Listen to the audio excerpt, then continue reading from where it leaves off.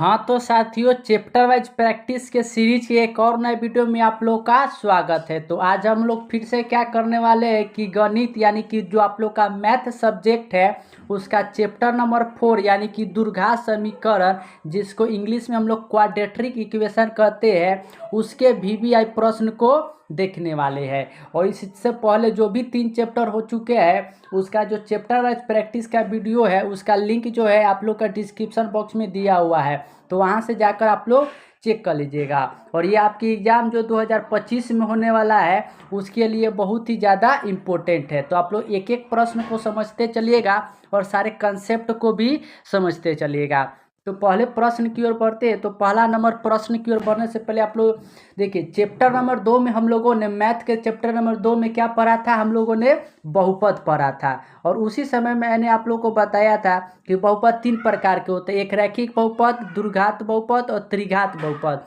वहीं पर बताया था आप लोग को कि जब हम किसी भी बहुपद के बराबर में अगर हम लोग क्या कर देते हैं कि 0, तो वह समीकरण का रूप ले लेता है। जैसे कि अगर कोई भी द्विघात बहुपद है और उसके इक्वल टू में अगर हम लोग 0 कर देंगे तो वह क्या हो जाएगा, द्विघात समीकरण। जैसे कि यहाँ देखिए, x square plus x minus 1, अगर यहाँ से बराबर इक्वल टू 0 हटा दे तो ये क्या है, द्विघात बहुपद है। लेकिन जैसे ही हम यहाँ पर प्लस इक्वल टू में 0 कर दे, यह क्या हो जाता है, द्विघात समीकरण। तो आई होप आप लोग को बहुपद और समीकरण समझ में आ चुका होगा। तो कह रहा है कि मूलों की प्राकृतिक क्या होगा। तो मूलों की प्राकृतिक यानी कि नेचर ऑफ द रूट्स अगर निकालने के लिए आपको कहा जाए तो उसके लिए एक फॉर्मूला आप लोग याद रखिएगा। फॉर्मूला होता है कि d equal to B square minus 4ac। और इसी पर 3 कंडीशन बनता है। पहला कंडीशन देखिए, अगर d इक्वल टू 0 आता है तो याद रखिएगा कि मूल समान होगा। क्या होगा, मूल समान। अगर d जो है ग्रेटर देन इक्वल टू 0 आएगा तो मूल क्या हो जाएगा, ये हो जाएगा असमान। अगर d जो हो जाएगा वो लेस देन इक्वल टू 0 होगा तो यह क्या होगा, यह काल्पनिक यानी कि वास्तविक नहीं होगा। तो प्रश्न नंबर 1 में दिया हुआ है x square plus x minus 1। तो यहाँ b का वैल्यू क्या होता है, जो बीच वाला वैल्यू है उसके गुणांक। तो x का गुणांक 1 है। तो यहाँ अगर हम लोग निकालने का कोशिश करें तो 1 का गुणांक 1 है और 1 का स्क्वायर करेंगे तो 1 आ जाएगा। फॉर्मूला था 4ac। तो 4 a का वैल्यू कितना है 1 और c का वैल्यू कितना है -1। तो इसको देखिए, 4 गुने करेंगे तो 4 और 4 गुने -1 करेंगे तो प्लस 4 हो जाएगा, क्योंकि पहले से ही -4 है। तो 4 और 1 मिलकर कितना हो जाएगा, 5। और 5 क्या होता है, तो आप लोग कहिएगा कि सर ये जो है ये 0 से क्या है, बड़ा है। और 0 से बड़ा होने पर यह क्या होता है, वास्तविक और असमान। तो इसका right answer option number A हो जाएगा। तो आई होप आपको प्रश्न के साथ जो कंसेप्ट होता है मूल का वह भी समझ में आ चुका होगा। प्रश्न नंबर 2 की ओर बढ़ते हैं। तो प्रश्न नंबर 2 है कि यदि द्विघात समीकरण के विवेचक का मान 0 से बड़ा होने पर दोनों मूल होंगे। तो अभी अभी मैंने आपको डी बताया, तो डी को ही हम लोग कहते हैं विवेचक। तो अगर डी का वैल्यू कह रहा है कि 0 से बड़ा, तो अभी इसके पहले वाले प्रश्न में हम लोगों ने निकाला है तो क्या आया है, 0 से बड़ा आया है। और 0 से बड़ा आया तो हमने क्या बताया कि वास्तविक और असमान यानी कि भिन्न। तो इसका भी right answer option number A हो जाएगा कि वास्तविक और भिन्न। प्रश्न नंबर 3 की ओर बढ़ते हैं। तो प्रश्न नंबर 3 आपके सामने है कि यदि द्विघात समीकरण x square minus P X plus 4 equal to 0 के मूल बराबर है। अब कह रहा है कि मूल बराबर है। मूल बराबर है मतलब क्या है कि डी का वैल्यू जो आएगा 0 है, तब पी का वैल्यू पूछा है। तो फॉर्मूला पर पुट करेंगे तो ये हो जाएगा P square minus 4 into 1 into 4। तो उस तरफ चला जाएगा इक्वल टू में 0 में, तो क्या आ जाएगा कि पी स्क्वायर इक्वल टू 16। तो यहाँ से पी का वैल्यू क्या आ जाएगा, +-4। तो इसका राइट आंसर जो बन जाएगा वो ऑप्शन नंबर बी बन जाएगा +-4।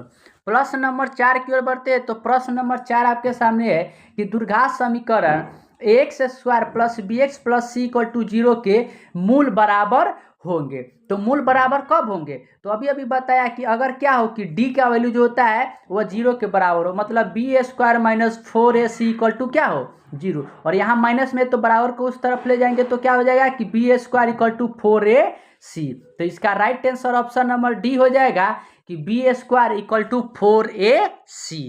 प्रश्न नंबर 5 की ओर बढ़ते हैं। तो प्रश्न नंबर 5 आपके सामने दिया हुआ है कि यदि द्विघात समीकरण x square plus b x plus e equal to 0 के लिए बी स्क्वायर, यहाँ पर सॉरी सी होगा, सी अगर लेस देन 4ac है तो मूल होगा। तो बताया है आप लोगों की अगर डी का वैल्यू जो है अगर वह 0 से कम है, 0 से क्या है कम, तो उस स्थिति में क्या होता है कि उसका जो मूल होगा वह वास्तविक नहीं होगा यानी कि काल्पनिक होगा। तो इसका right answer option number C हो जाएगा। प्रश्न नंबर 6 की ओर बढ़ते हैं। तो प्रश्न नंबर 6 क्या है कि व्यक्ति कारक डी का सूत्र क्या होता है। तो ये तो बार बार हम लोग पढ़ते आ रहे हैं कि बी स्क्वायर माइनस 4ac होता है। तो इसका right answer option number C हो जाएगा। प्रश्न नंबर 7 की ओर बढ़ते हैं। तो प्रश्न नंबर 7 है आपके सामने कि निम्नलिखित में से किस समीकरण का एक मूल जो है वह 2 है। तो मूल निकालना आप लोग को वहां पर बहुपद में आपको याद होगा तो हम लोगों ने क्या किया था कि शून्यक निकाला था। और शून्य कैसे निकाला था, गुणनखंड विधि की सहायता से। उसी प्रकार यहाँ पर भी हम लोग क्या करेंगे कि गुणनखंड विधि की सहायता से मूल निकालेंगे। लेकिन यहाँ पर 4 ऑप्शन दिया है और अगर चारों ऑप्शन को चेक करेंगे तो बहुत समय लगेगा। तो हम लोग क्या करेंगे कि हिट एंड ट्रायल मेथड लगाएंगे, मतलब x का वैल्यू 2 रखकर देखेंगे और जहां पर 0 आ जाएगा वह क्या हो जाएगा, सही हो जाएगा। तो अगर हम लोग पहले नंबर ऑप्शन में 2 पुट करते हैं तो 2 का स्क्वायर 4 और 2 चौका 8 और माइनस 21। तो यहाँ देखिए 21 माइनस 8 हो जाएगा माइनस 29 और 4 में से 29 घटने पर 0 नहीं आएगा। तो ये पहला नंबर तो ऑप्शन कट गया। दूसरा में चेक करते हैं तो 2 का स्क्वायर हो गया 4 माइनस 4 दूना हो जाएगा 8 और प्लस हो जाएगा 5। तो देखिए 5 4 9 और 9 में से 8 घटेगा तो 1 आएगा यानी कि ये भी 0 के बराबर नहीं है। सी में पुट करते हैं तो 2 का स्क्वायर हो जाएगा 4, 2 दूना हो जाएगा माइनस 4 और प्लस 1। देखिए 4 से 4 तो कट गया लेकिन फिर कितना आ गया 1 यानी कि ये भी नहीं है। ऑप्शन नंबर डी में पुट करेंगे तो 2 का स्क्वायर 4 और 4 दूना कितना हो जाएगा 8, यहाँ पर 7 दूना हो जाएगा 14 और प्लस 6। तो देखिए 8 और 6 14 और प्लस 14 और माइनस 14 क्या होगा, कट जाएगा यानी कि 0 आ जाएगा। तो इसका राइट आंसर जो बन जाएगा वो ऑप्शन नंबर डी बन जाएगा 2x square minus 7x plus 6 equal to 0।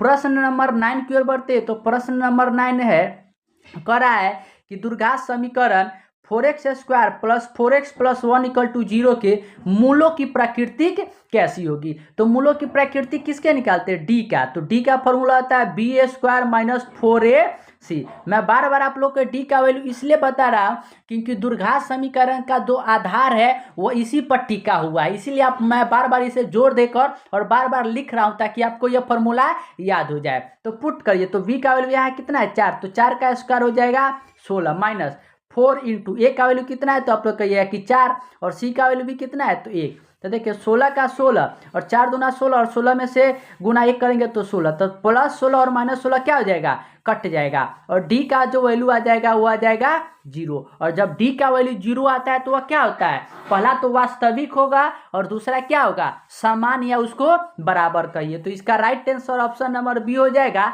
वास्तविक और समान। प्रश्न नंबर 10 की ओर बढ़ते हैं। तो 10 नंबर प्रश्न आपके सामने इस प्रकार से है कि यदि द्विघात समीकरण px equal to 2x square plus 3x minus 4 equal to 0 के तो शून्य के अल्फा तथा बीटा हो तो अल्फा प्लस बीटा का वैल्यू पूछा गया है कि क्या होगा।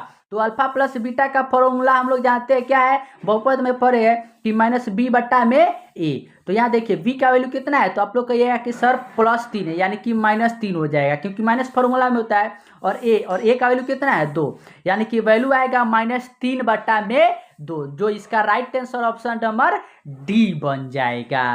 प्रश्न नंबर 11 की ओर बढ़ते हैं। तो प्रश्न नंबर 11 आपके सामने है कि यदि अल्फा तथा बीटा द्विघात समीकरण x square plus x minus 2 equal to 0 का मूल है तो कहा गया है कि 1 बट्टा में अल्फा प्लस 1 बट्टा में बीटा का मान क्या होगा।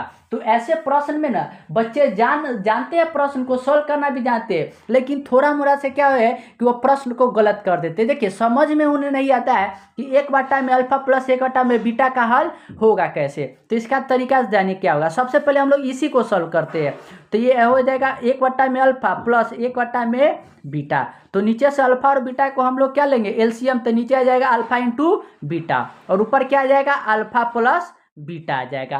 और उसके बाद हम लोग ध्यान दीजिए, हम लोग जानते हैं कि कोई भी अगर समीकरण या बहुपद दिया हुआ है तो वहां से हम लोग अल्फा प्लस बीटा और अल्फा इंटू बीटा का वैल्यू निकाल सकते हैं। तो अगर इस तरफ हम लोग अल्फा प्लस बीटा का वैल्यू निकालेंगे तो क्या आ जाएगा कि -1 आ जाएगा, -1। और अल्फा इंटू बीटा का वैल्यू अगर हम लोग निकालेंगे तो ये भी कितना आ जाएगा, -1। तो अगर यहाँ पर पुट करेंगे तो -1 बटा में -1 और माइनस माइनस 1 से कट के कितना आ जाएगा, 1। तो इसका right answer option number C हो जाएगा। प्रश्न नंबर 12 की ओर बढ़ते हैं। तो प्रश्न नंबर 12 आपके सामने इस प्रकार से है कि निम्नलिखित में से कौन द्विघात समीकरण नहीं है। अब पूछा गया है कि कौन सा जो है वह द्विघात समीकरण नहीं है।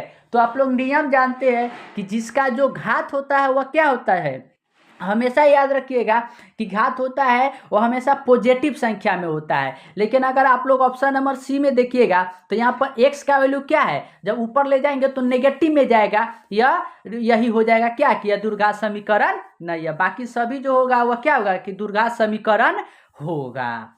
प्रश्न नंबर 13 की ओर बढ़ते हैं। तो प्रश्न नंबर 13 आपके सामने है कि निम्नलिखित में से कौन सा द्विघात समीकरण है। इन चारों में से पूछा गया है कि कौन सा द्विघात समीकरण है। तो तरीका आप लोग जानते हैं कि पहला तो घात जो होना चाहिए वह 2 होना चाहिए। दूसरा तरीका कि उसका जो घात होगा वह हमेशा क्या होना चाहिए कि धनात्मक रूप में होना चाहिए, ऋणात्मक रूप में नहीं होना चाहिए। तो आइए चेक करते हैं। अगर हम लोग पहले नंबर प्रश्न की ओर देखिएगा तो कहा है कि 2x square minus 3x equal to x plus 1 का स्क्वायर, यह क्या है। फिर दूसरा x square minus 2 root under x plus 3 equal to 0। तो यहाँ रूट अंडर x आ चुका है तो ये तो कभी होगा ही नहीं, तो ये तो काट दीजिए। उसी प्रकार डी को देखिएगा तो यहाँ एक्स स्क्वायर माइनस 1 बट्टा में एक्स स्क्वायर है, यानी कि ऊपर जाएगा तो माइनस में, तो ये भी नहीं होगा। उसके बाद फिर चेक करते हैं। अगर यहाँ पर देखिएगा तो 2x स्क्वायर माइनस 3x है और इसको अगर हम लोग खोलेंगे तो क्या मिलेगा, x square plus 2x plus 1 मिल जाएगा। और उस तरफ जाएगा तो एक्स स्क्वायर आ जाएगा और एक्स इधर का -4। तो यहाँ पर देखिए, यहाँ पर जो द्विघात समीकरण बन रहा है वह 2 बन रहा है ऑप्शन, एक ऑप्शन नंबर ए और ऑप्शन नंबर सी, दोनों के दोनों क्या है, द्विघात समीकरण का उदाहरण। यहाँ टाइपिंग एरर है लेकिन आप लोग समझ लीजिएगा। तो इसका राइट आंसर ए और सी दोनों का दोनों हो जाएगा। प्रश्न नंबर 14 की ओर बढ़ते हैं। तो प्रश्न नंबर 14 आप लोगों से इस प्रकार पूछा गया है कि a के जिस मान के लिए समीकरण x square plus 4x plus a equal to मूल वास्तविक और भिन्न होगा। फिर देखिए क्या पूछ रहा है कि मूल जो होगा वह वास्तविक और भिन्न होगा।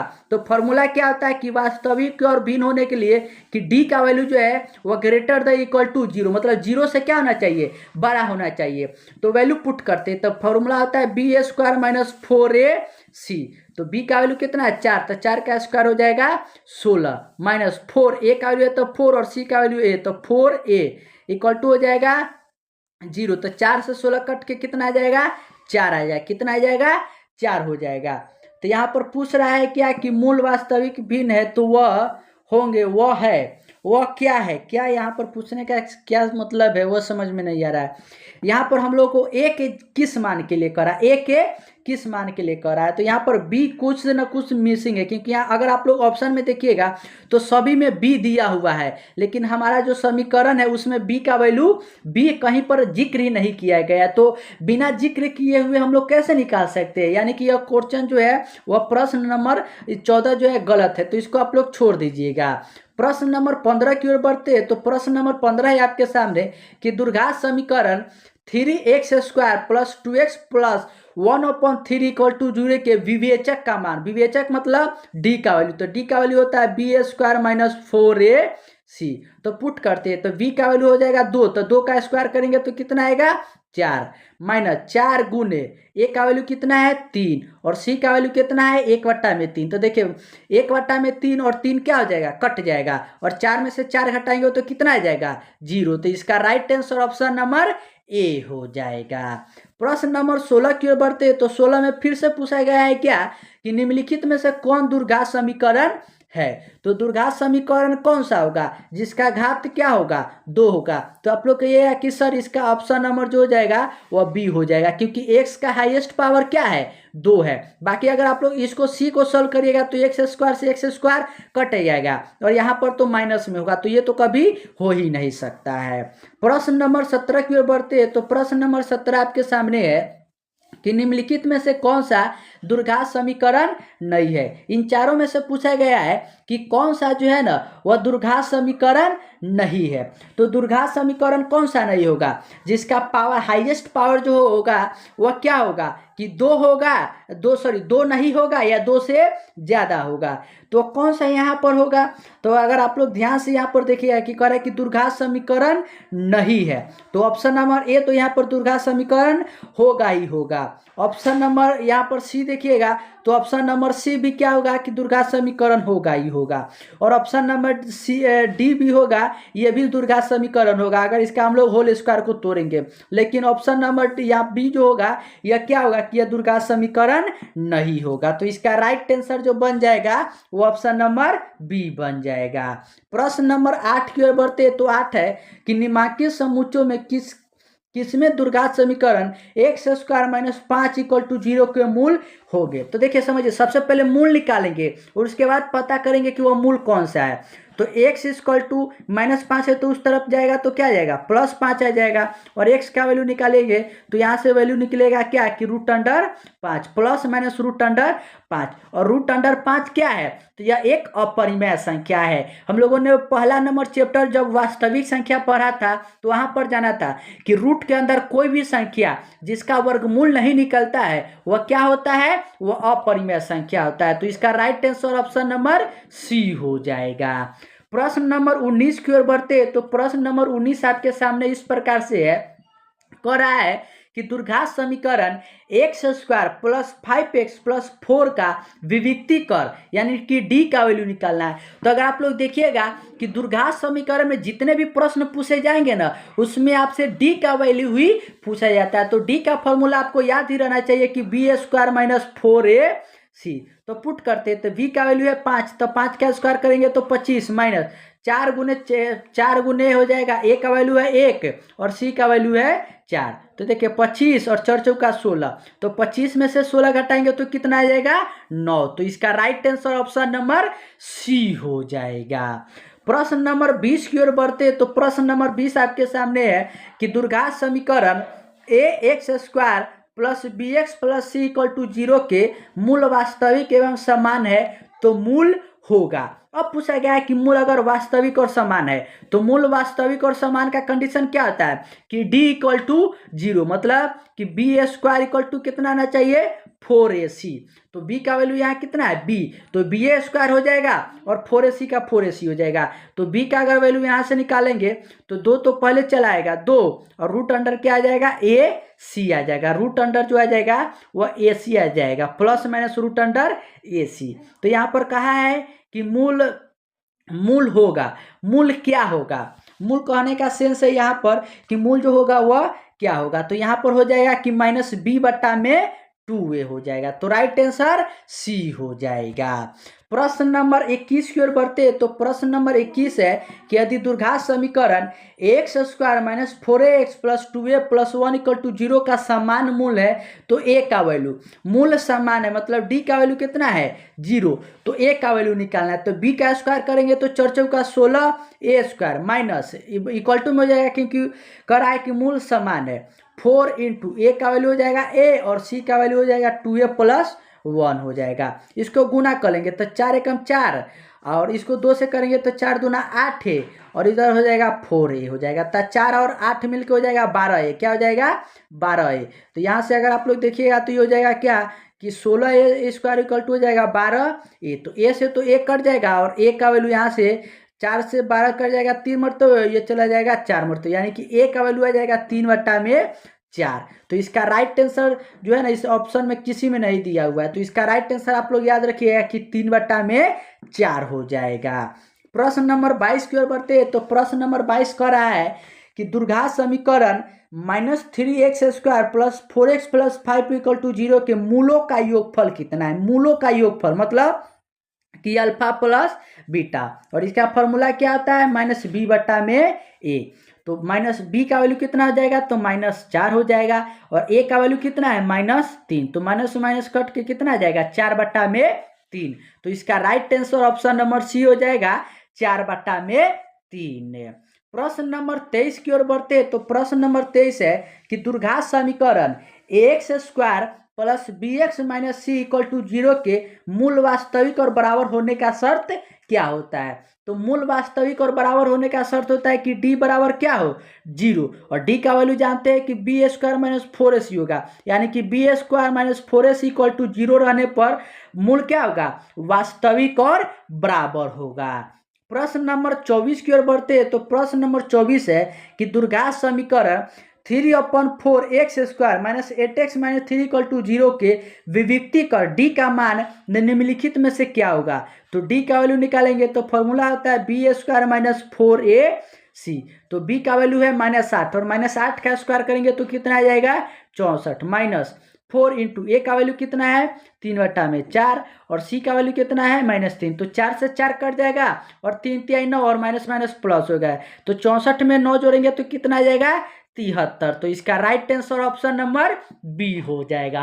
और मैं आशा कर रहा हूं कि जो भी मैं कंसेप्ट समझा रहा हूं वो आप लोग एक एक कंसेप्ट को समझते चलिएगा, क्योंकि सभी प्रश्नों को मैं बारीकी से सारे कंसेप्ट को समझाते चला, ताकि अगर आप लोगों ने कंसेप्ट को भूल गए होंगे या नहीं पढ़े हैं तो अभी आप लोग को समझ में आ जाए। प्रश्न नंबर 25 की ओर बढ़ते हैं। तो 25 नंबर प्रश्न है, और आज का आपको दुर्घात समीकरण चैप्टर का लास्ट नंबर प्रश्न है। कह रहा है क्या कि वह दुर्घात समीकरण जिसके मूल 3 और -3 है, तो निम्नलिखित में से कौन सा होगा? निम्नलिखित में से कौन सा होगा ये पूछा गया है। तो यह सिंपल सा है, आप लोग चारों में से किसका मूल होगा 3 और -3 उसको निकाल लीजिएगा और उसको टिक कर दीजिएगा। तो इसका राइट आंसर आप लोग क्या करिएगा कि कमेंट सेक्शन में बताइएगा, ठीक है? कमेंट सेक्शन में आप लोग आंसर जरूर बताया करिए, ताकि आपका एक अनुशासन दिखता है कि हाँ बच्चा जो मैं पढ़ा रहा हूँ वह बच्चे पढ़ रहे हैं और प्रश्न को अच्छे से सॉल्व कर रहे हैं, ताकि अपने एग्जाम में भी अच्छे मार्क्स पा सके। और बाकी वीडियो के लिए आप लोग क्या है कि चैनल के साथ जुड़े रहिएगा।